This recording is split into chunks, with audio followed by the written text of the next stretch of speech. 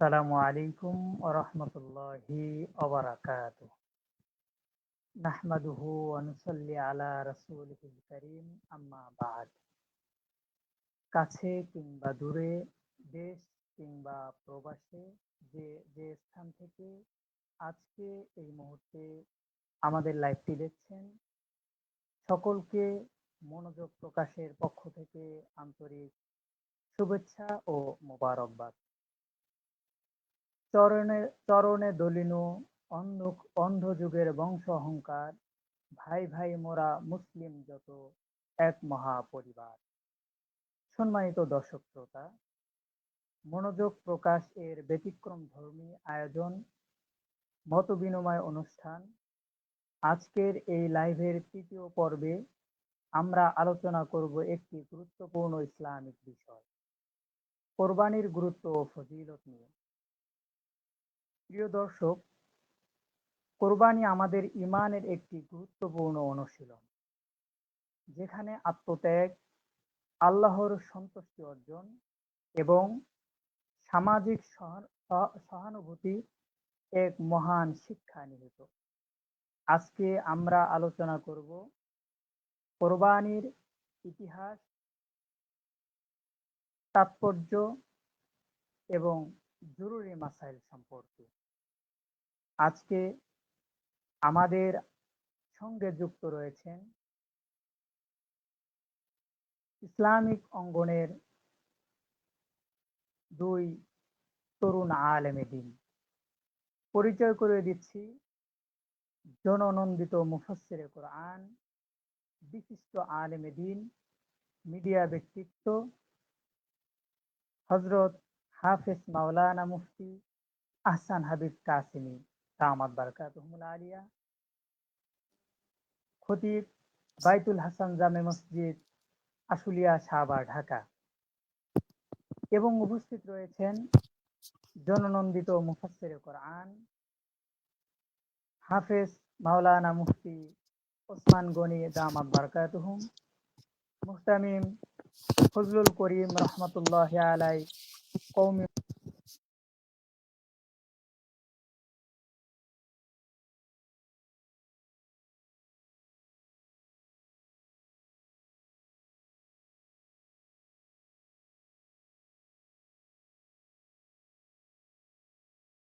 ইনশাআল্লাহ।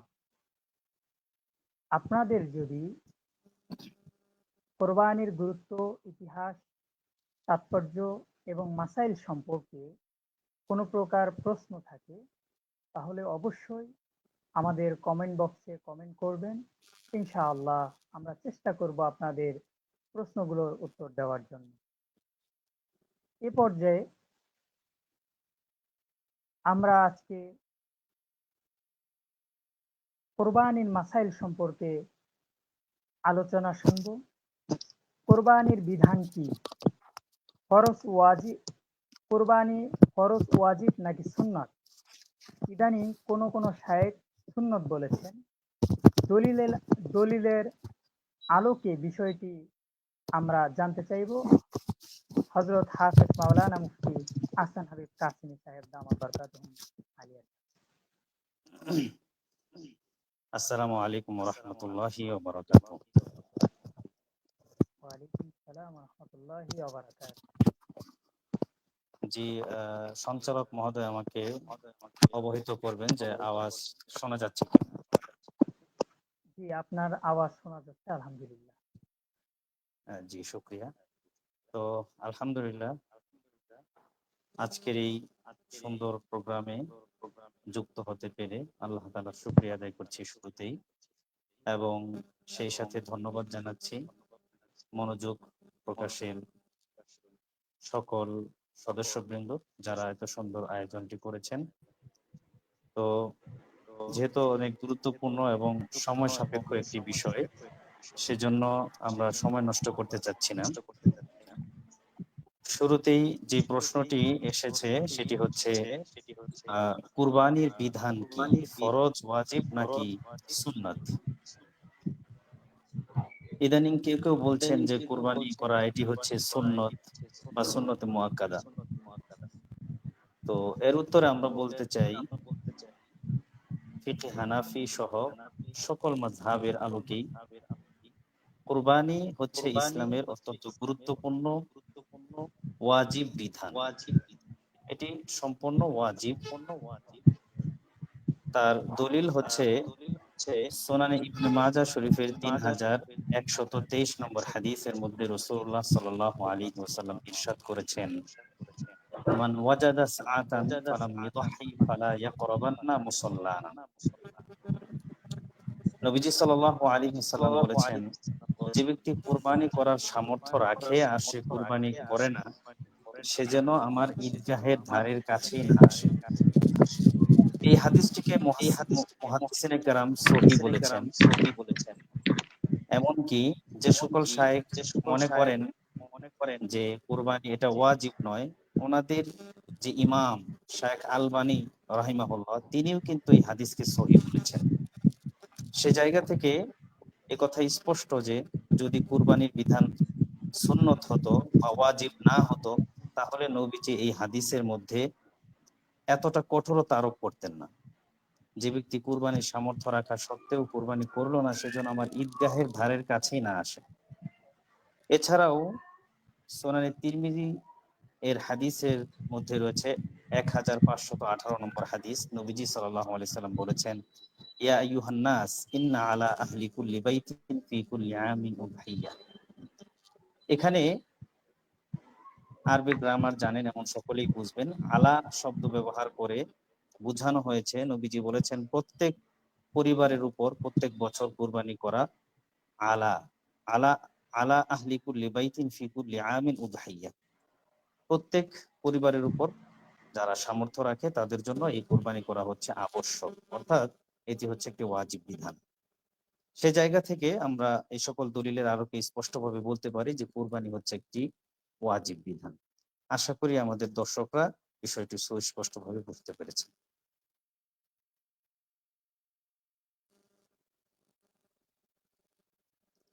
জি, আমরা আওয়াজ শুনতে পাচ্ছি না, সঞ্চালক সাহেবের আওয়াজ আমরা শুনতে পাচ্ছি না।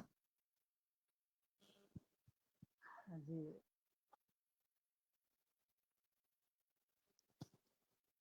আওয়াজের সমস্যা হচ্ছে, ভয়েস আসতেছে না।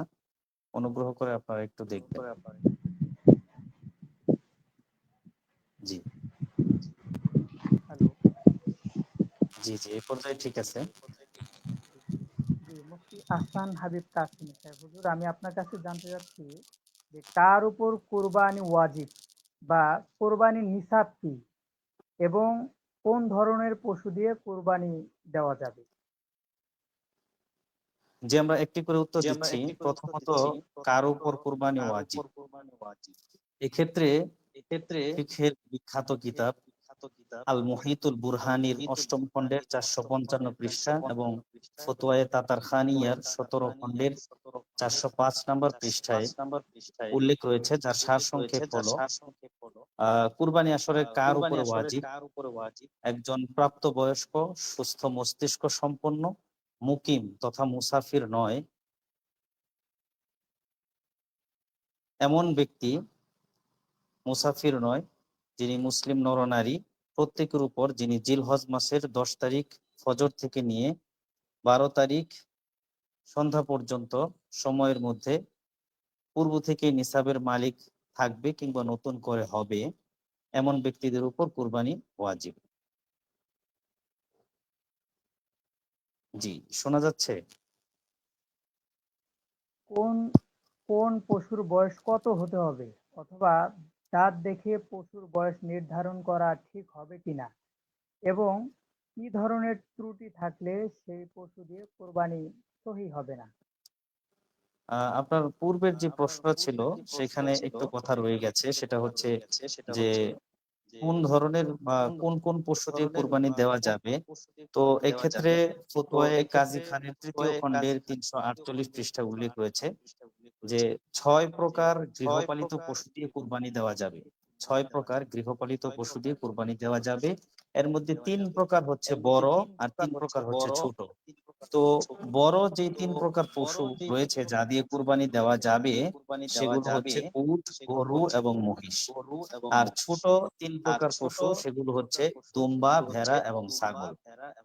এরপরে আপনি যে প্রশ্নটা করেছেন যে কোন পশুর বয়স কত হতে হবে, তো এ সম্পর্কে মুসলিম শরীফের 1963 নম্বর হাদিসের মধ্যে উল্লেখ রয়েছে যে গরু বা মহিষ এর বয়স হতে হবে ন্যূনতম ২ বছর, আর উটের বয়স হতে হবে ন্যূনতম ৫ বছর, আর দুম্বা, ভেড়া, ছাগল এগুলোর বয়স হতে হবে ন্যূনতম ১ বছর। তবে দুম্বা, ভেড়ার ক্ষেত্রে যদি ২-১ মাস বয়স কমও হয়, কিন্তু দেখতে শুনতে যদি পশুটা ১ বছরের পশুর মতো হৃষ্টপুষ্ট হয়, তাহলে সেক্ষেত্রে ভেড়া বা দুম্বা দিয়ে কোরবানি দেওয়া যাবে। কিন্তু ছাগলের ক্ষেত্রে অবশ্যই ১ বছর পূর্ণ হতে হবে। এরপরে আপনি যে প্রশ্নটা করেছেন সেটি হচ্ছে দাঁত দেখে পশুর বয়স নির্ধারণ করা সঠিক হবে কিনা। তো এই ক্ষেত্রে ওলামায়ে কেরামগণ ফতোয়া দিয়েছেন যে দাঁত দেখে পশুর বয়স নির্ধারণ করা সঠিক হবে। কারণ হচ্ছে যারা পশু লালন পালন করেন কিংবা পশু বিশেষজ্ঞ, ওনারা পশুর দাঁত দেখেও বলে দিতে পারেন যে পশুর বয়স হয়েছে কিনা। তবে এক্ষেত্রে একটি বিষয় স্পষ্টভাবে মনে রাখতে হবে, সেটি হচ্ছে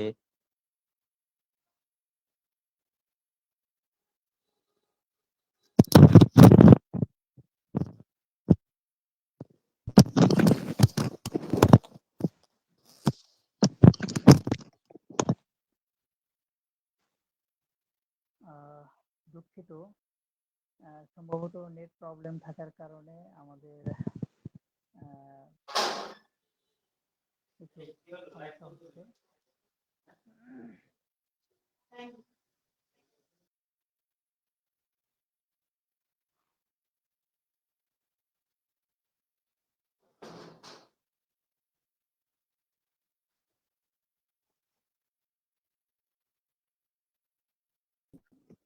বৈদ্যুতিক ত্রুটির কারণে একটু সমস্যা হয়েছে। তো যে প্রশ্নটির উত্তর আমরা বলছিলাম যে দাঁত দেখে পশুর বয়স নির্ধারণ করা সঠিক হবে কিনা, তো এর উত্তর হচ্ছে যে হ্যাঁ, এটা সঠিক হবে। যদি নিশ্চিতভাবে পশুর বয়স জানার আর কোনো উপায় না থাকে, সেক্ষেত্রে দাঁত দেখেও পশুর বয়স নির্ধারণ করা সঠিক হবে। কারণ হচ্ছে যে যারা পশু লালন পালন করেন কিংবা পশু বিশেষজ্ঞ, ওনারা পশুর দাঁত দেখেও বলে দিতে পারেন যে বয়স হয়েছে কিনা। তো এই জন্য তবে যদি নিশ্চিতভাবে কোনো পশুর ব্যাপারে জানা থাকে যে এটা তো আমরা জানি যে এই পশুর আহ বয়স হয়নি কিন্তু দাঁত উঠেছে, তাহলে সেই পশু দিয়ে কোরবানি করা যাবে না। কারণ হচ্ছে বয়সটা হচ্ছে আসল, দাঁত আসল নয়। বিপরীতে যদি সুনিশ্চিতভাবে জানা থাকে যে পশুর বয়স হয়েছে কিন্তু দাঁত ওঠেনি, তাহলে সেক্ষেত্রে সেই পশু দিয়ে কিন্তু কোরবানি করা যাবে। জি, ধন্যবাদ। মুফতি হাসান কাসিম হুজুর, আপনি জানেন যে আমাদের সমাজে প্রচলিত একটি কথা আছে যে কোরবানির দিন হাঁস মুরগি জবাই করা যাবে না। আসলে এই বিষয়ে ইসলাম কি বলে? যে এটি সমাজে প্রচলিত রয়েছে এমনটা যে কুরবানির দিনগুলোতে হাঁস মুরগি জবাই করা যাবে কিনা। অনেকে মনে করেন যে এই দিনগুলোতে কোনো হাঁস মুরগি জবাই করা যাবে না। আবার অনেকে আছেন যারা গরিব, তারা মনে করেন যে আমাদের সামর্থ্য নেই খাসি বা গরু দেওয়ার, তো আমরা আবার এই মুরগি আছে এটাই আমরা আল্লাহর নামে দিয়ে দিচ্ছি, হাঁস আছে দিয়ে দিচ্ছি।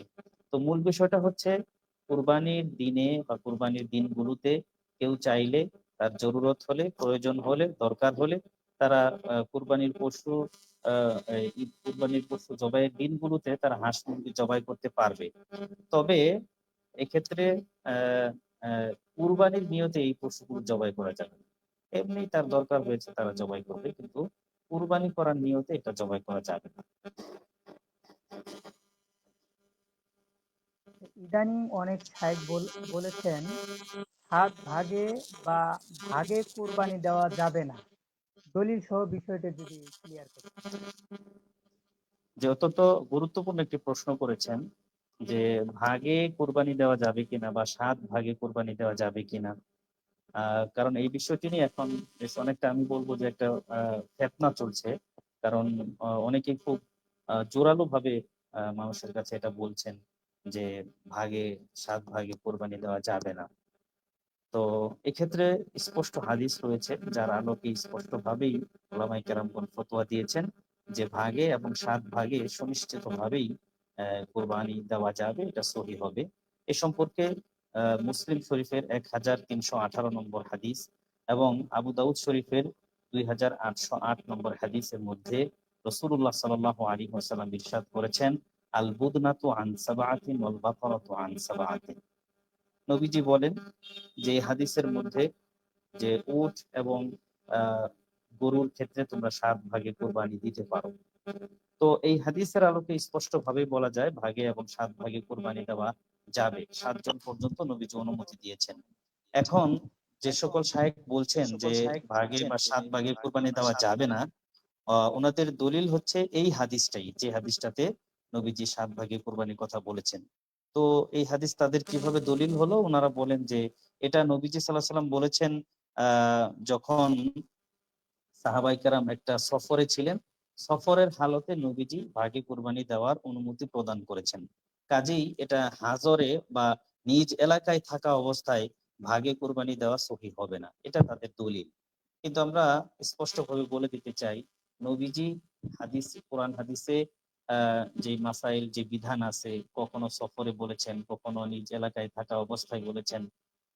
যখনই তিনি কোনো শরীয়তের বিধান বলেছেন সেটা সর্ব অবস্থায় সবার জন্য প্রযোজ্য। হ্যাঁ, যদি কোনো বিষয় তিনি নির্ধারিত করে দেন, খাস করে দেন যে এই মাসআলা বা এই বিষয়, শরীয়তের এই বিধান এটা সফরের সাথেই খাস, তাহলে সেটা ভিন্ন কথা। কিন্তু নবীজি সাল্লাল্লাহু আলাইহি ওয়াসাল্লাম যেহেতু এই কুরবানির বিষয়টি সফরের সাথে খাস করেছেন, এমন কোনো কথা হাদিসে পাওয়া যায় না। এছাড়াও আমরা আরো স্পষ্ট আরেকটা দলিল দিতে পারি, যারা মনে করেন যেহেতু সফরের হালতে নবীজি 7 ভাগে কোরবানির অনুমতি দিয়েছেন, নিজের এলাকায় এটা প্রযোজ্য হবে না, তাদের কাছে আমরা একটা হাদিসের আলোকে প্রশ্ন রাখতে চাই যে সহিহ বুখারীর 334 নম্বর হাদিসের মধ্যে এসেছে, আম্মা জান আয়েশা বলেন যে ওনারা একটা সফরে থাকা অবস্থায় যখন পানি সংকট দেখা দিল, পানি যখন তাদের সাথে ছিল না, তখন অজু গোসল করার জন্য আর কোনো পানি ছিল না, কিভাবে পবিত্রতা অর্জন করবে, কিভাবে সালাত আদায় করবে, তখন আল্লাহ তাআলা সূরা মায়েদার আয়াত নাজিল করে সর্বপ্রথম সেখানে তায়াম্মুমের বিধান আল্লাহ তাআলা নাজিল করেছেন। তো এই যে সফরের অবস্থায় তায়াম্মুমের বিধান নাজিল হয়েছে, এখন কি কোনো শায়েখ বলবেন যে তায়াম্মুমের বিধান এটা শুধু সফরের সাথেই খাস, নিজ এলাকায় প্রয়োজন দেখা দিলেও সে তায়াম্মুম করতে পারবে না, এমন কথা কি কেউ বলেছেন? বলেন নাই। এবং এটা বলার সুযোগও নেই, কারণ তারা সবাই জানেন যে মূলত সফরে কোনো মাসআলা নাজিল হলেও, শরীয়ত বিধান হলেও সেটা সর্বক্ষেত্রেই প্রযোজ্য। যদি নবীজি এটাকে খাস করে না দেন যে এটা শরীর সফরের সাথে খাস, তাহলে ভিন্ন কথা। তো আশা করি এই বিষয়টি নিয়ে আর কোনো দ্বন্দ্ব থাকবে না। এবং এই দুইটা বিধান, যে ভাগে এবং 7 ভাগে কোরবানি দেওয়ার ক্ষেত্রে, একা কোরবানি দেওয়ার ক্ষেত্রে একথা ঠিক যে একা কোরবানি দেওয়া এটা বেশি উত্তম, বেশি ভালো। ভাগে গরু কুরবানি দেওয়ার চেয়ে একা ছাগল কুরবানি দেওয়াও অনেক ভালো, ওলামায়ে কেরাম এটা বলেছেন। একা দেওয়ার সামর্থ্য থাকলে, সুযোগ থাকলে একা দেওয়াই ভালো। তবে ভাগে দেওয়া সম্পূর্ণ জায়েজ, সম্পূর্ণ সহিহ মুসলিমের হাদিস, আবু দাউদের হাদিস দ্বারা সুপ্রমাণিত, কাজে এতে আর সন্দেহের কোনো অবকাশ নেই। জি, ধন্যবাদ। সম্মানিত মুফতি সাহেব হুজুর, আপনি একটা বিষয় জানেন যে আহ, আমাদের সমাজে একটা বিষয় প্রচলিত আছে, যেমন গরু কোরবানি হয়। কোরবানি করার ক্ষেত্রে অনেকে আছে যে নিজেরা গরু জবাই করতে পারে না, কিংবা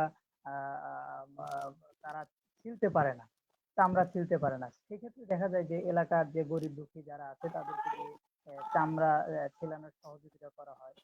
তো চামড়া ছিলানোর পরে এক পর্যায়ে দেখা যায় যে তাদের পারিশ্রমিক বাবদ গরুর একটা অংশ, খুর কিংবা ভুঁড়ির কিছু অংশ তাদেরকে দেওয়া হয়। আসলে এই বিষয়ে কি বলে, এবং ভাগে কোরবানি দিলে ভাগীদারদের সংখ্যা আহ, বেজোর হওয়া জরুরি কিনা, এই বিষয়ে ইসলাম কি বলে?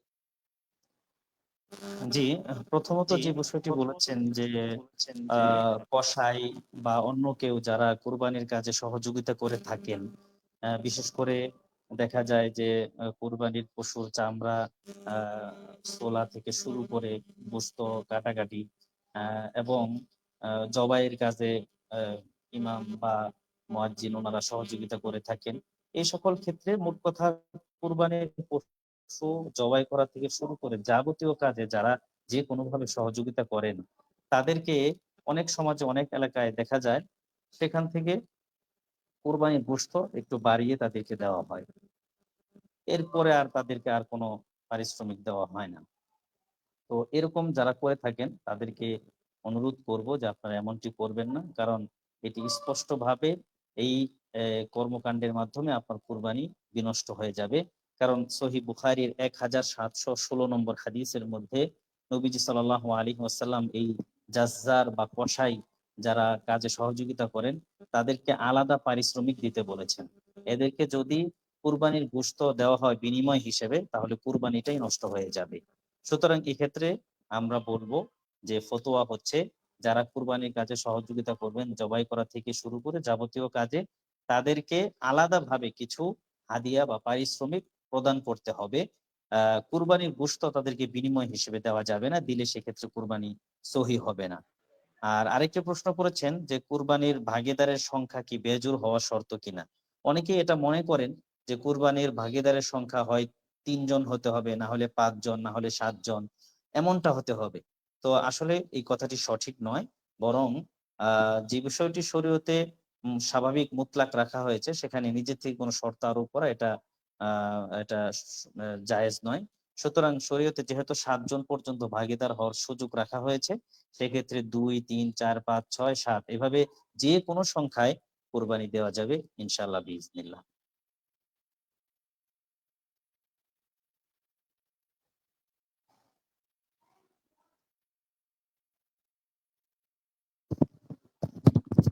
জি, শোনা যাচ্ছে না।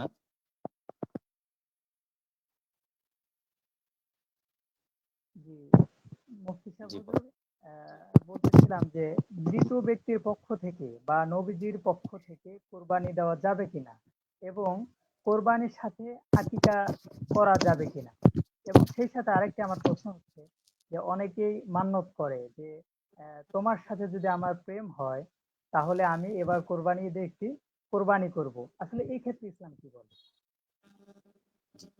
জাযাকুমুল্লাহ। তো আপনি 3টি প্রশ্ন করেছেন, 3টি প্রশ্নই গুরুত্বপূর্ণ এবং হচ্ছে এগুলো প্রত্যেকটাই বিশ্লেষণ সাপেক্ষ। প্রথমত যে প্রশ্নটি করেছেন মৃত ব্যক্তির পক্ষ থেকে বা রাসূলুল্লাহ সাল্লাল্লাহু আলাইহি ওয়াসাল্লামের পক্ষ থেকে কুরবানি দেওয়া যাবে কিনা, এর উত্তর রয়েছে মুসনাদ আহমদ শরীফে হাদিস রয়েছে, তিরমিজি শরীফে হাদিস রয়েছে এবং রদ্দুল মুখতারের 6ষ্ঠ খণ্ডের 326 পৃষ্ঠার মধ্যে উল্লেখ রয়েছে যে মৃত ব্যক্তির পক্ষ থেকে কুরবানি দেওয়া যাবে, নবীজির পক্ষ থেকে কুরবানি দেওয়া যাবে। তবে এক্ষেত্রে কয়েকটি গুরুত্বপূর্ণ বিষয় আমাদের অবশ্যই মনে রাখতে হবে।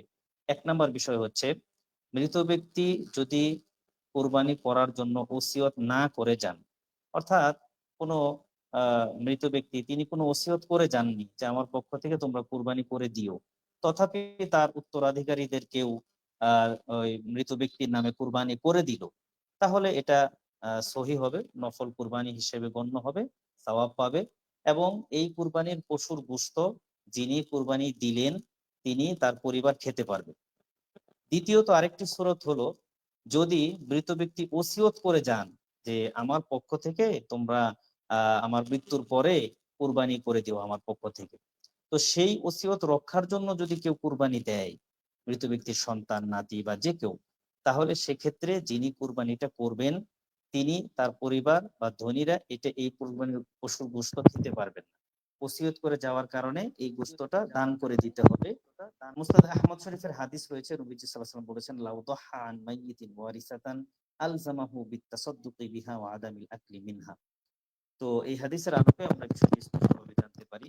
আর রাসূলুল্লাহ সাল্লাল্লাহু আলাইহি ওয়াসাল্লামের পক্ষ থেকে কুরবানি দেওয়া যাবে এই মর্মে আবু দাউদ শরীফের 2790 নং হাদিসের মধ্যে এসেছে যে নবীজি সাল্লাল্লাহু আলাইহি ওয়াসাল্লাম আলী রাদিয়াল্লাহু তাআলা আনহুকে ওসিয়ত করে গিয়েছিলেন যে তুমি আমার পক্ষ থেকে কুরবানি করে দিও। আলী রাদিয়াল্লাহু আনহু যত বছর জীবিত ছিলেন তত বছর তিনি নবীজির পক্ষ থেকে এইভাবে কুরবানির সময় হলে তিনি কুরবানি করে দিতেন। এই জায়গা থেকে কুরবানি করা যাবে মৃত ব্যক্তির পক্ষ থেকে। তবে উল্লেখিত যে কয়েকটি গুরুত্বপূর্ণ বিষয় বলে রাখা হলো যে যদি ওসিয়ত না করে যায় কুরবানি করার, তথাপি যদি করে তাহলে সেই কুরবানি সহি হবে এবং কুরবানি গোশতও যারা করবে তারা খেতে পারবে, কুরবানি যারা করবে। আর যদি ওসিয়ত করে যায় তাহলে সেই কুরবানির গোশত কিন্তু যারা কুরবানি দিবে তারা খেতে পারবে না। আর শেষ আরেকটি বিষয় আপনি বলেছেন যে কেউ যদি এরকম টা করে, এটা যে কেউ এরকম মান্যত করলো যে আমি যদি তোমার সাথে আমার বিয়ে হয় কিংবা প্রেম হয় তাহলে আমি কুরবানি করবো। প্রথমত কোনো গায়রে শরঈ বিষয় অর্থাৎ যেটা শরীয়তে সমর্থন না, কোনো প্রেম ভালোবাসা, এগুলোকে শরীয়তের কোনো বিধানের সাথে সংযুক্ত করা এটা এক ধরনের শরীয়তের সাথে ঠাট্টা মজাক করা, যেটা অত্যন্ত গুনাহের একটি কাজ। তবে কোনো ভালো কাজের সাথে সম্পৃক্ত করে যদি কেউ এরকম নিয়ত করে যে আমি এরকমটা হলে আমি কুরবানি করব, তাহলে সেক্ষেত্রে এই মান্যত রক্ষা করা তার জন্য ওয়াজিব হবে। এটা তার উপরে ওয়াজিব হবে, কুরবানি করতে পারবে।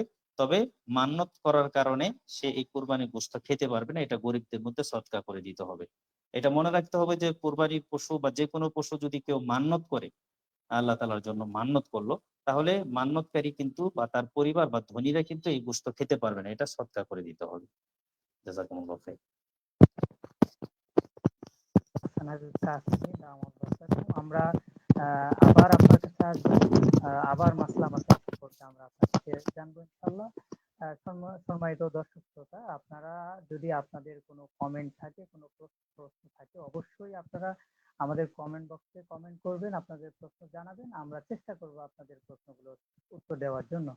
এ পর্যায়ে কুরবানির পরিচয়, কুরবানিতে তাকওয়া অনুশীলন এবং কুরবানির ইতিহাস সম্পর্কে আমরা জানব আমাদের সম্মানিত অতিথি, বিশিষ্ট আলেম দ্বীন হাফেজ হযরত মাওলানা মুফতি ওসমান গনি সাহেব দামাত বরকাতুহু।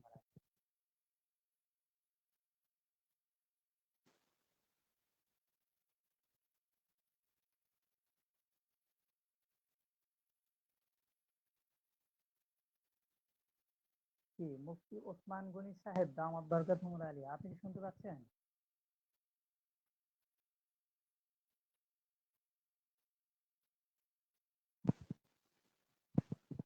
সম্ভবত আপনার ওখানে মিউট করা।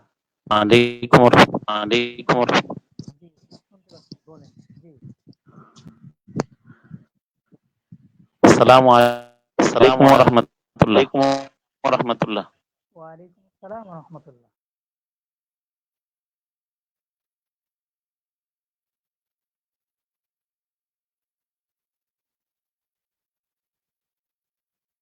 জি, মুফতি ওসমান গনি সাহেব, আপনি কি আমার কথা শুনতে পাচ্ছেন?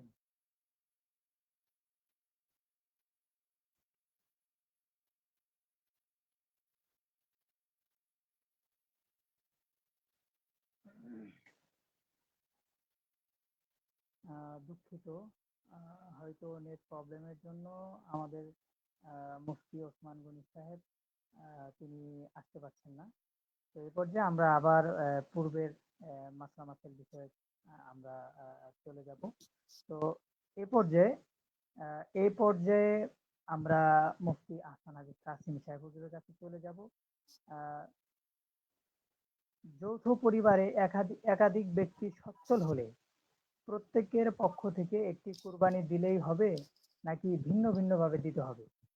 এই বিষয়ে আসলে শরীয়ত কি বলে? জি, অত্যন্ত সুন্দর একটি প্রশ্ন করেছেন এবং এই প্রশ্নের উত্তরের ব্যাপারে আমরা আমাদের দেশের অধিকাংশ পরিবারই আমি বলবো এটা আমরা অসচেতন এবং গাফিল। যৌথ পরিবারে যদি একাধিক ব্যক্তি সচ্ছল হয় তাহলে সেক্ষেত্রে একটা কুরবানি দিলে যথেষ্ট হবে কিনা, তো এক্ষেত্রে কিছুটা মতবিরোধ থাকলেও ফিকহে হানাফির আলোকে এর উত্তর হবে এবং ফতোয়া হচ্ছে যে যৌথ পরিবারের একাধিক ব্যক্তি যদি কুরবানি দেওয়ার মতো সামর্থ্য রাখে, সচ্ছল হয়, তাহলে সেক্ষেত্রে আলাদা আলাদা ভাবে সবাইকে কুরবানি দিতে হবে। একটি কুরবানি একটি পরিবারের পক্ষ থেকে যথেষ্ট নয়। তো কেননা রাসূলুল্লাহ সাল্লাল্লাহু আলাইহি সাল্লাম হাদিসের মধ্যে বলেছেন, ইবনে মাজাহ শরীফের 3123 নম্বর হাদিসের মধ্যে যে ইয়া আইয়ুহা নবী সাল্লাল্লাহু আলাইহি ওয়াসাল্লাম বলেছেন মান ওয়াজাদা সাআতান ফালাম ইউদাহি ফালা ইয়াকরাবান্না মুসাল্লানা। যে ব্যক্তি কুরবানি করার সামর্থ্য রাখে অথচ সে কুরবানি করে না, সে যেন আমার ঈদগাহের ধারের কাছেই না আসে। তো এই হাদিস থেকে নবীজি সাল্লাল্লাহু আলাইহি সাল্লাম স্পষ্ট করে বলে দিয়েছেন যেই ব্যক্তি সামর্থ্য হবে। তো এখানে স্পষ্টভাবে প্রত্যেক ব্যক্তিকে আলাদাভাবে সামনে আনা হয়েছে। আর এছাড়াও যদিও একটা হাদিসের মধ্যে প্রত্যেক পরিবারের উপরে প্রতি বছর কুরবানি ওয়াজিব নবীজি বলেছেন, সেই জায়গা থেকে অনেকে মনে করেন যে এটি আসলে পরিবারের যৌথ পরিবারে একাধিক ব্যক্তি সচ্ছল হলেও একটি দিলেই হবে। কিন্তু এক্ষেত্রে ওলামায়ে কেরামগণ আসলে পরিবারের যে সংজ্ঞা দিয়েছেন সেই সংজ্ঞার মধ্যে আমরা অনেকেই ভুল বুঝে থাকি, যেটি হচ্ছে যে একটা ছেলে সে বিয়ে করলো, তার ছেলে মেয়ে আছে, স্ত্রী আছে, আবার তার ভাই তারও ছেলে মেয়ে আছে, স্ত্রী আছে, আরেক ভাই তারও ছেলে মেয়ে আছে, স্ত্রী আছে। এখন ঈদের সময় সবাই একসাথে হয়, বাস এটাকে মনে করা হয় এটা একটা যৌথ ফ্যামিলি। কিন্তু আসলে শরীয়তের দৃষ্টিতে এভাবে যৌথ ফ্যামিলি হয় না। এটা কয়েকটা ফ্যামিলি মিলে এক জায়গায় হওয়ার মতো হয়ে গেছে আর কি।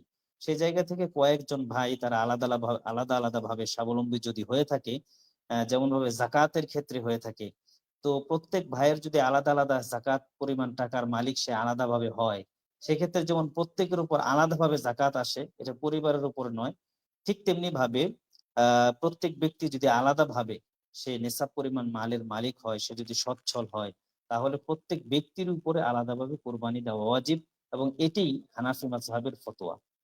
কাজেই আমরা যেন এই বিষয়ের উপর সতর্ক থাকি। অনেকেই আছে আমরা ধনী, পরিবারে একাধিক ব্যক্তি সচ্ছল, কিন্তু কুরবানি দেওয়ার ক্ষেত্রে আমরা একটাই দিই, একটা ভাগই নেই। তো সেক্ষেত্রে আমরা যেন অবশ্যই ফিকহে হানাফির এই মাসআলাকে অনুসরণ করে আমরা যেন প্রত্যেক সচ্ছল ব্যক্তি আলাদা আলাদাভাবে কুরবানি দিই, এটি নিরাপদ। আর দুইটি বিধান, একটি হচ্ছে জায়েজ আর একটি হচ্ছে ওয়াজিব। দুইটির মধ্যে সতর্কতা হচ্ছে যেটা ওয়াজিব, অর্থাৎ প্রত্যেক ব্যক্তিকেই কুরবানি দিতে হবে, এই মাসআলাটা যদি গ্রহণ করা হয় তাহলে এটা অধিক নিরাপদ হয়। তাহলে কিয়ামতের দিন আর এই ব্যাপারে আমাদের জবাবদিহিতার কোনো প্রশ্ন থাকে না। আল্লাহ তাআলা আমাদেরকে আমল করার তৌফিক দান করুন। জি, ধন্যবাদ। আহ কোরবানির পরিচয়, কোরবানিতে তাকওয়া অনুশীলন এবং কোরবানির ইতিহাস সম্পর্কে আমরা জানতে চাই। হাফেজ মাওলানা মুফতি ওসমান গনি সাহেব দামাত বরকাতুহুল আলিয়া, আপনি আহ, সংক্ষিপ্ত আকারে কোরবানির পরিচয়, কোরবানিতে তাকওয়া অনুশীলন এবং কোরবানির ইতিহাস আপনি আলোকপাত করার জন্য অনুরোধ জানাচ্ছি। আসসালামু আলাইকুম রহমতুল্লাহ। আসসালামু আলাইকুম রহমতুল্লাহ।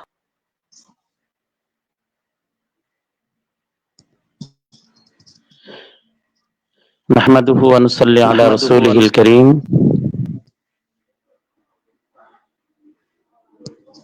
আম্মা বা'দু ফাআউযু বিল্লাহি মিনাশ শাইতানির রাজীম। বিসমিল্লাহির রহমানির রহিম। সকল প্রশংসা মহান রব্বুল আলামিনের জন্য, যে আল্লাহ পাক আমাদেরকে দ্বীনি এক বিষয় নিয়ে, কুরবানি বিষয় নিয়ে আল্লাহ তাআলা আমাদেরকে আজকের এই গুরুত্বপূর্ণ মজলিসে একত্রিত হওয়ার তৌফিক দান করেছেন।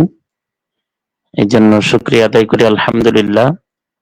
আর বিশেষ করে ধন্যবাদ এই মনোযোগ, যে আপনার ই-কমার্স প্ল্যাটফর্ম, তাদেরকে ধন্যবাদ।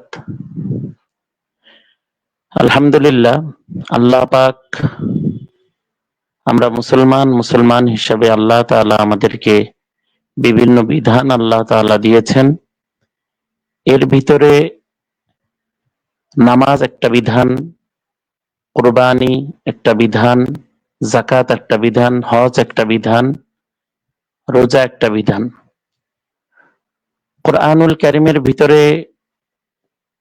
কুরবানির ইতিহাস আল্লাহ তাআলা ইব্রাহিম আলাইহিস সালামের মাধ্যমে তুলে ধরেছেন।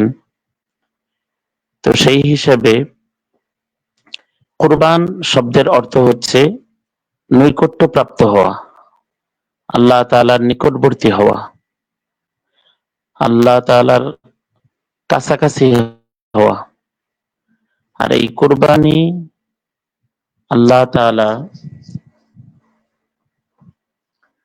তাআলার সন্তুষ্টি অর্জনের জন্য কুরবানি নির্দিষ্ট দিনে, নির্দিষ্ট মাসে, নির্দিষ্ট দিনে নির্দিষ্ট পশু জবাই করা। আর ইব্রাহিম খলিলুল্লাহ ওনার মাধ্যমেই এই কুরবানির প্রথাটা উম্মতে মুহাম্মাদের উপর আল্লাহ তাআলা ওয়াজিব করেছেন। আর আমাদের পিতা আদম আলাইহিস সালাম থেকে নিয়েই ওনার দুই পুত্র হাবিল এবং কাবিল, ওনাদের মাধ্যমেই কুরবানিটা মূলত শুরু হয়েছে পৃথিবীর শুরু লগ্ন থেকে। সেটাও সূরা মায়েদার ভিতরে আল্লাহ তাআলা সেটার কথা বলেছেন, ওয়াতলু আলাইহিম নাবা আবনাই আদম বিল হক ইয কররাবা কুরবানান ফাতাকুব্বিলা মিন আহাদিহিমা ওয়া লাম ইউতাকাব্বাল মিনাল আখার। যে আপনি আদম আলাইহিস সালামের দুই পুত্রের কথা আপনি বর্ণনা করুন, যে ইয কররাবা কুরবানান ফাতাকুব্বিলা মিন আহাদিহিমা ওয়া লাম ইউতাকাব্বাল মিনাল আখার, যে তারা দুইজনই কুরবানি দিয়েছেন, যে একটা ঘটনাকে কেন্দ্র করে, যে একজনের কুরবানি আল্লাহ তাআলা কবুল করেছেন, আরেকজনের কুরবানি আল্লাহ তাআলা কবুল করেননি। অর্থাৎ হাবিলের কুরবানি আল্লাহ তাআলা কবুল করেছেন, কাবিলের কুরবানি আল্লাহ তাআলা কবুল করেননি। এরপরে আমাদের মিল্লাতে ইব্রাহিম, আমাদের ইব্রাহিম খলিলুল্লাহ, ইব্রাহিম আলাইহিস সালাম, ওনার মাধ্যমে আমরা এই কুরবানির মতো আদর্শ আমরা পেয়েছি। তো আল্লাহ রাসূল সাল্লাল্লাহু আলাইহি ওয়াসাল্লাম কে সাহাবায়ে কেরাম জিজ্ঞাসা করেছিলেন, মা লানা ফিহা ইয়া রাসূলুল্লাহ, যে এই কুরবানি করার দ্বারা আমাদের লাভ কি? ক্বালা বিকুল্লি শারাতিন হাসানা, প্রত্যেকটা পশমের পরিবর্তেই আল্লাহ তাআলা নেকি দান করবেন। যে ক্বালু ফাসসুফ ইয়া রাসূলুল্লাহ, প্রত্যেকটা পশমের পরিবর্তে আল্লাহ তাআলা নেকি দান করবেন? যে হ্যাঁ, প্রত্যেকটা পশমের পরিবর্তেই আল্লাহ তাআলা নেকি দান করবেন। ইব্রাহিম আলাইহিস সালাম উনি যখন এরকম ভাবে নিরাশ হয়ে গেছিলেন, 120 বছর বয়স, আর উনার স্ত্রীর বয়স 99 বছর, তখন আল্লাহ তাআলার কাছে এরকম ভাবে বলতেছিলেন, রব্বি হাবলি মিন লাদুনকা যুররিয়াতান তাইয়্যিবা, একটা সন্তান দান করেন আমাকে যে নেককার হবে, পরহেজগার হবে। তখন আল্লাহ তাআলা ওনাকে নেককার সন্তান দান করেছেন, রব্বি হাবলি মিনাস সালিহিন, যে নেককার সন্তান ওনাকে দান করেছেন আল্লাহ তাআলা। ফালাম্মা বালাগা মাআহু সাইয়া ক্বালা ইয়া বুনাইয়া ইন্নী আরা ফিল মানামি আন্নী আযবাহুকা ফানজুর মাযা তারা ক্বালা ইয়া আবাতি ফাআল মা তু'মার সাতাজিদুনি ইনশাআল্লাহু মিনাস সাবিরিন। যখন তিনি 7 বছর, আরেক বর্ণনায় 13 বছরে যখন উপনীত হয়েছেন, তখন আল্লাহ তাআলা ইব্রাহিম আলাইহিস সালামের মাধ্যমে পরীক্ষা নেওয়ার জন্য বললেন যে তোমার কাছে আমি এরকম তোমার প্রিয় বস্তু আমি কুরবানি চাই। তখন চিন্তা করে দেখলেন যে পৃথিবীর মধ্যে এখন বর্তমানে এই বয়সে আমার কাছে সবচেয়ে প্রিয় বস্তু হচ্ছে ইসমাইল আলাইহিস সালাম।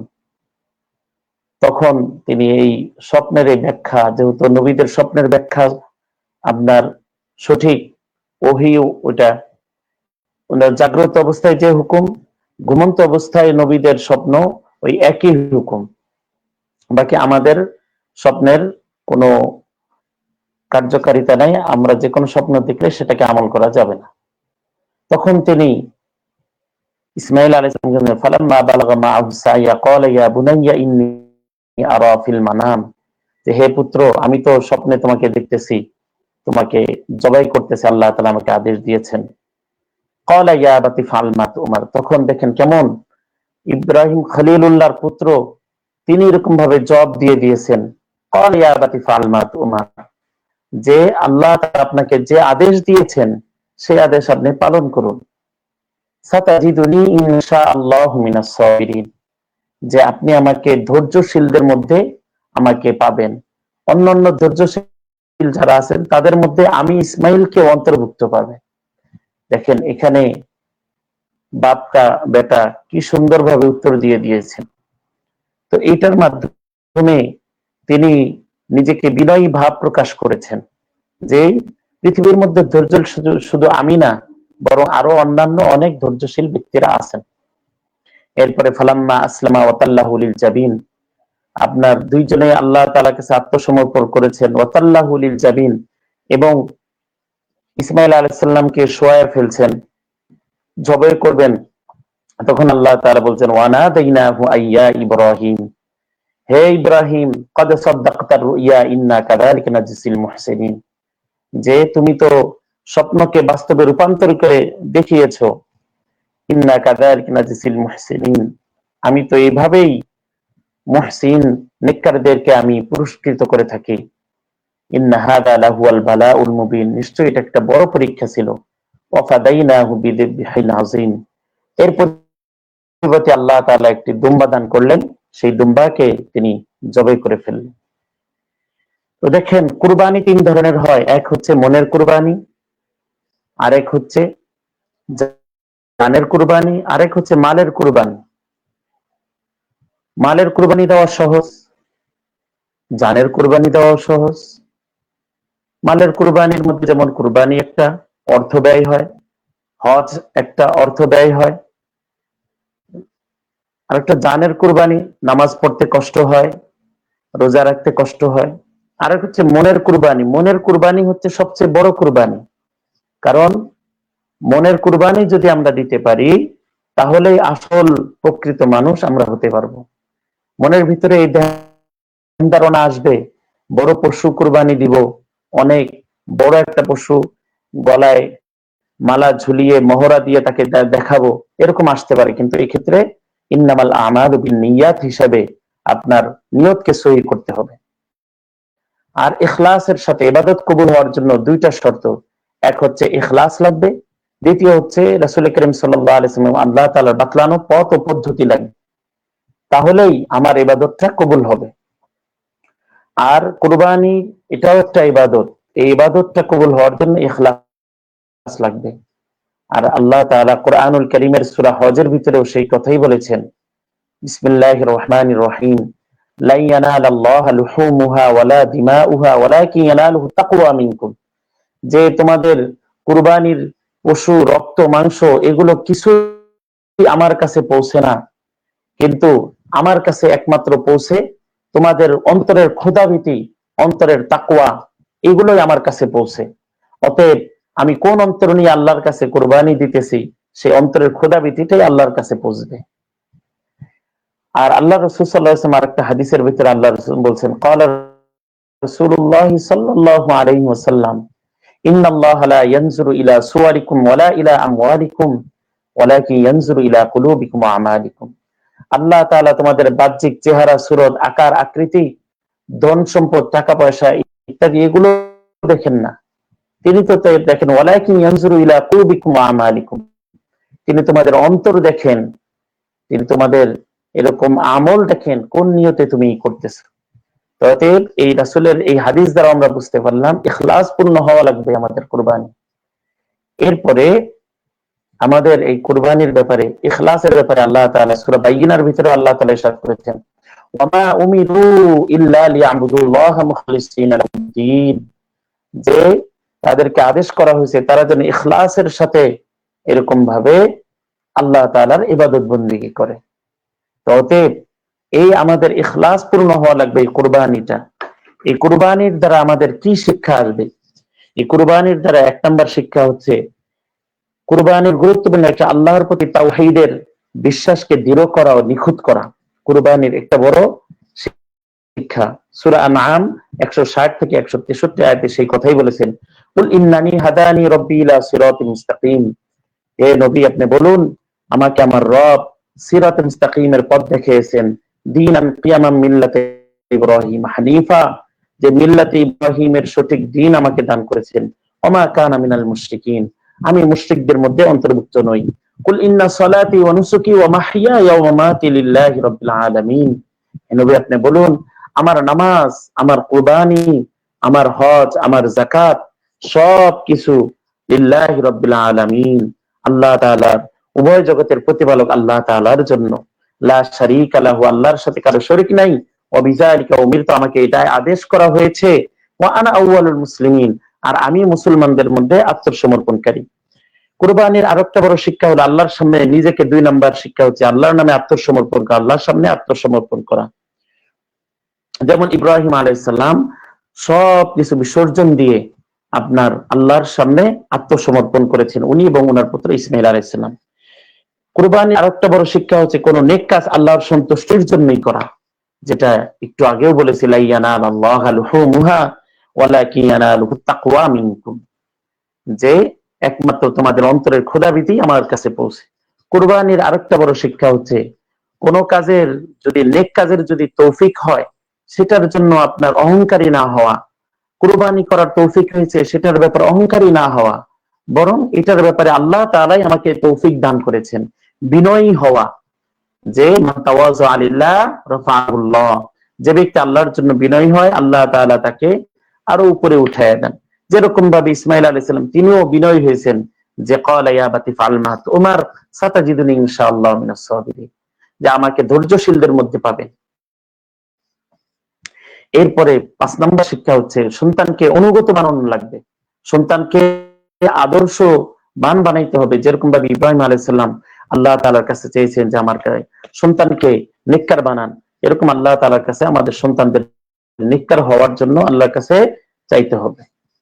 এই জন্য এই কুরবানির বিষয়টা যাতে আমাদের সহি শুদ্ধ ভাবে হয়, আল্লাহ তাআলা যেহেতু কুরবানির ব্যাপারে আল্লাহ তাআলা বলেছেন যে ক্বালা বিকুল্লি শাআরাতিন মিনাস সুফি হাসানা, প্রত্যেকটা পশমের পরিবর্তে আল্লাহ তাআলা নেকি দান করবেন। তাহলে আমি আপনি কেন এই কুরবানির মতো এত গুরুত্বপূর্ণ বিষয় আমি কেন শরীক হব না?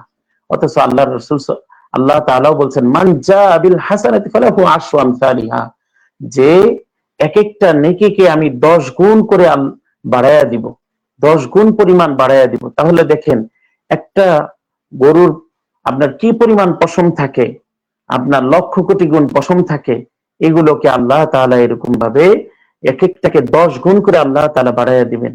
তাহলে যাদের উপর কুরবানি ওয়াজিব তারা তো অবশ্যই আমরা হালাল মাল দ্বারা কুরবানি দিব। আর আর যাদের উপর কুরবানি ওয়াজিব নয়, তারাও এরকম চেষ্টা করা যে এই ফজিলতপূর্ণ বিষয়ে কেন আমি শরীক হব না, এটার মধ্যে অবশ্যই আমার শরীক হওয়া দরকার। এই জন্য মূল আলোচনা হলো এটা, আমাদের কুরবানি এবং অন্যান্য ইবাদতের ক্ষেত্রে আমাকে এরকম ভাবে ইখলাস ওয়ালা হতে হবে, ইখলাস পূর্ণ হওয়া লাগবে। এবং দ্বিতীয় হচ্ছে আল্লাহ এবং আল্লাহর রাসূলের বাতলানো পদ্ধতিতে হওয়া লাগবে। এবং এই কুরবানির শিক্ষা থেকে আমরা বুঝতে পারলাম যে এরকম ভাবে নিজেকে তাওহীদের উপর, একত্ববাদের উপর প্রতিষ্ঠিত হওয়া লাগবে, বিনয়ী হওয়া লাগবে, এবং নিজে আনুগত্যশীল হওয়া লাগবে, এবং নিজের সন্তানদেরকে এরকম ভাবে আদর্শবান বানাইতে হবে। তাহলেই দেখা যাবে আমাদের এই কুরবানি মাধ্যমে আমরা আল্লাহ তাআলার যে ওয়াদা সেটা আমরা পাবো। এবং নিয়তকে সহি করে করা লাগবে। নিয়তের ভিতরে আসতে পারে যে গোশত খাওয়ার, আল্লাহ তাআলা তো গোশত খাওয়া হালাল করেছেন, অতএব হালাল মাল দ্বারা নিয়তকে সহি করে আমরা এই গুরুত্বপূর্ণ এই ফজিলতপূর্ণ এই কুরবানির মধ্যে আমরা অংশগ্রহণ করার চেষ্টা করি। জি, ধন্যবাদ মুফতি ওসমান গনি সাহেব, আপনি অত্যন্ত গুরুত্বপূর্ণ আলোচনা রেখেছেন। আমরা আবার আপনার কাছে আসবো ইনশাআল্লাহ। সম্মানিত দর্শক ও শ্রোতা বন্ধুরা, যারা আজকে এই মুহূর্তে আমাদের লাইভটি দেখছেন, প্রত্যেকেই আপনাদের যদি কোনো প্রশ্ন অথবা কমেন্ট প্রশ্ন থাকে তাহলে অবশ্যই আমাদের কমেন্ট বক্সে কমেন্ট করবে, আমরা চেষ্টা করব আপনাদের প্রশ্নগুলো উত্তর দেওয়ার জন্য। আহ, কুরবানির গোশত ফ্রিজে জমা করে রাখা যাবে কিনা, এই বিষয়ে আমরা জানবো আহ উদীয়মান তরুণ বক্তা এবং আহ, বিশিষ্ট ইসলামী চিন্তাবিদ হযরত হাফেজ মাওলানা মুফতি আহসান হাবীব কাসেমী সাহেব হুজুরের কাছে।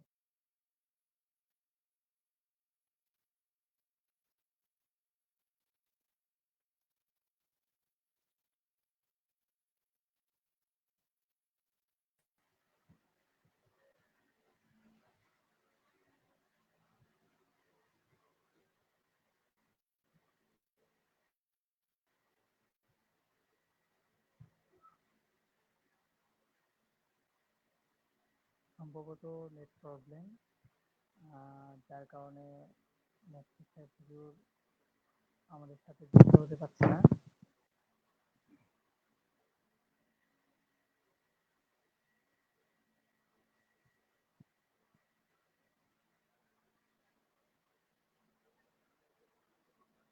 দুঃখিত।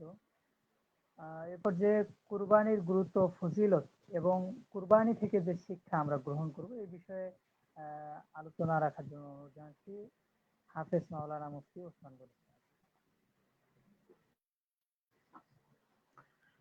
তো আলহামদুলিল্লাহ, বলতেছিলাম যে কুরবানি দিন সবচেয়ে গুরুত্বপূর্ণ বিষয় হচ্ছে আপনার কুরবানির দিন গুরুত্বপূর্ণ ইবাদতই হচ্ছে কুরবানি করা।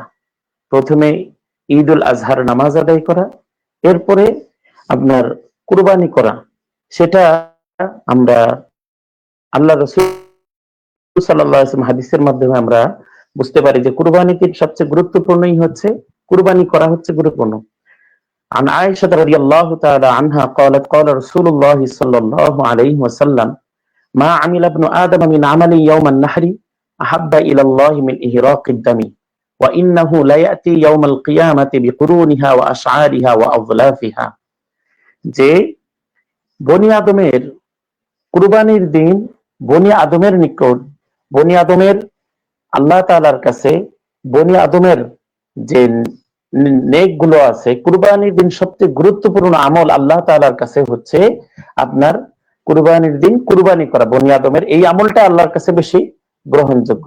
যে মা আমিলা ইবনু আদম মিন আমালি ইয়াউমান নাহরি আহাব্বা ইলাল্লাহি মিন ইহরাকিদ দামি ওয়া ইন্নাহু লা ইয়াতি ইয়াউমাল কিয়ামাতি বিকুরুনিহা ওয়া আশআরিহা ওয়া আজলাফিহা।